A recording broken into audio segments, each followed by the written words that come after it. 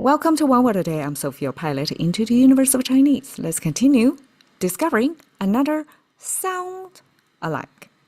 And man or man, this character actually have two distinctively different upward and downward going intonations. Depends on the meaning it wants to make. Okay, and the meaning is not just by itself it wants to make. Actually, it's determined by the context, which was provided by the other Chinese characters it paired with. Okay, so man, I have to use this one of the two meaning, two pronunciations and meaning. It means deceive. One is man, and I will show you the other meaning later. Okay, so we came from this long, stranded road of covering our eyeballs, either with a hat or with both hands, to mean you try to have a long vision or extend your vision by covering your eyes over, covering your eyes with your hands over to block the sun. And that extend your vision. Extended to all kinds of meanings, when it now, in this case, paired with language or words, it all of a sudden becomes deceive. Okay, so man, the right side, man, by itself, it means extend, means elongate. It also means long, the result of extending. And long, when it pairs with language or words, long words, all of a sudden becomes deceive. So that kind of clicked something in me. I'm like, have I seen anything in English as a kind of like spinning the yarn, like making this long talk, trying to sell your ideas, which you know was not true, make false claims and tell tall tales, all that. And yes, I guess different cultures, English and the Chinese, both recognize if you making up something, you try to convince people, you tend to use long words. So kind of trying to paint the picture or to contextualize your claim, right? And because probably both language users observe the human behavior. If this is something like indisputable, is true, matter of factly, you don't have to say it for a long time to sell so hard, right? That's like trying too hard by talking long, right? Try to convince. I feel like I'm talking long right now. Okay, anyhow, the yen on the left side, 2,000 years ago, made of the mouse symbol, which came from the cooking pot, and then the tongue symbol, which made of this pointer, point downward toward the mouth, and the second layer of this curved line, simply it's a style. It's an indicator. It was not in reality. I mean, just like the pointer itself was not in reality because we're trying to use that to express what's inside the mouth, which is the tongue. And the tongue is kind of changing its shape all the time. And you cannot really, like the mouse symbol, it's kind of look like the mouse, even if it's association by association with a cookware, by a pot with the two handles here.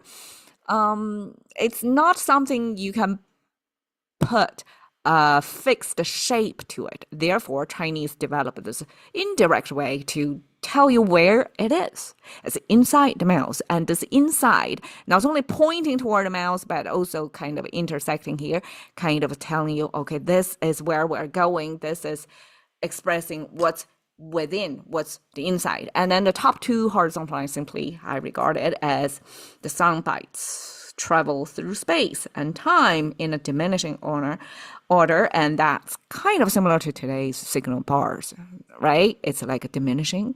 It's not the same height. That give you the sense of signal travel, and it's diminishing. So language observers have encapsulated that the same phenomenon here 1,000 years ago, right? And later on, this yen in traditional Chinese capture kind of straighten out these. We keep the first horizontal line, the second horizontal line, and the third horizontal line. and kind of get rid of this vertical line, get rid of the force curved up line.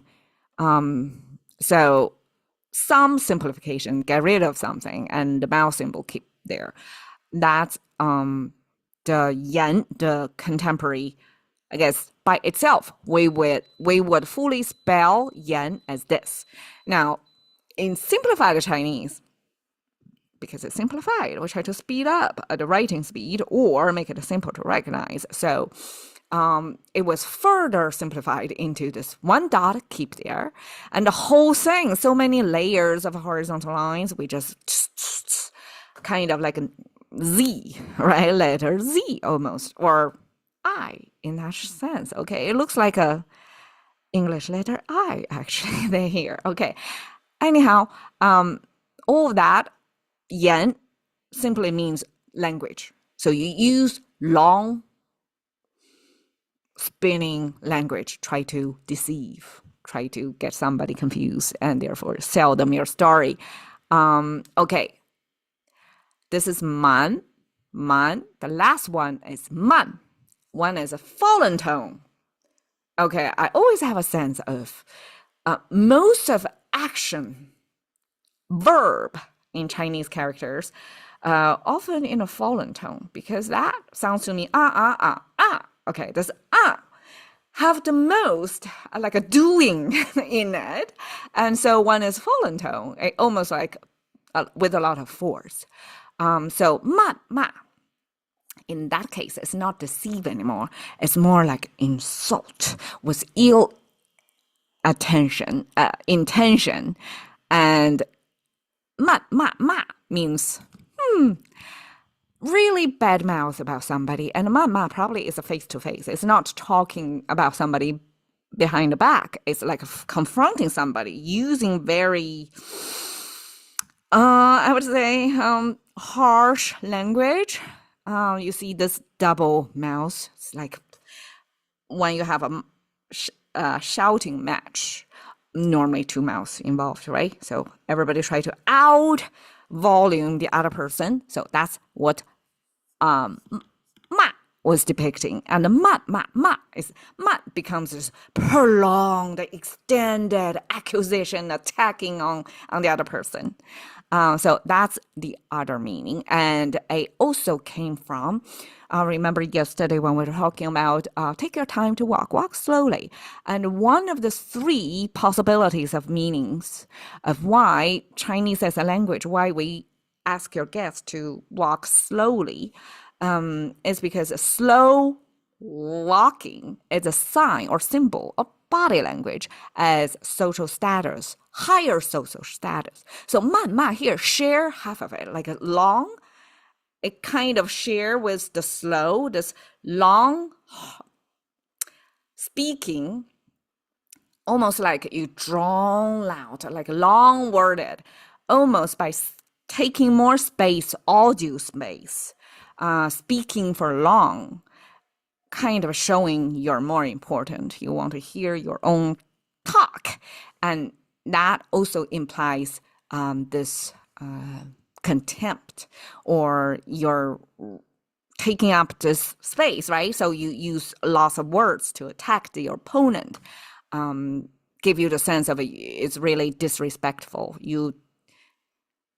It's disrespectful in Chinese to take too much time, take too much space by talking too much.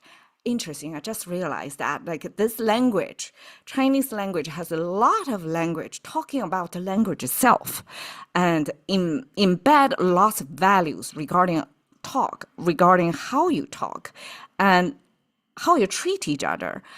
This interpersonal relationship, lots of them is based on the highway of message back and across, right?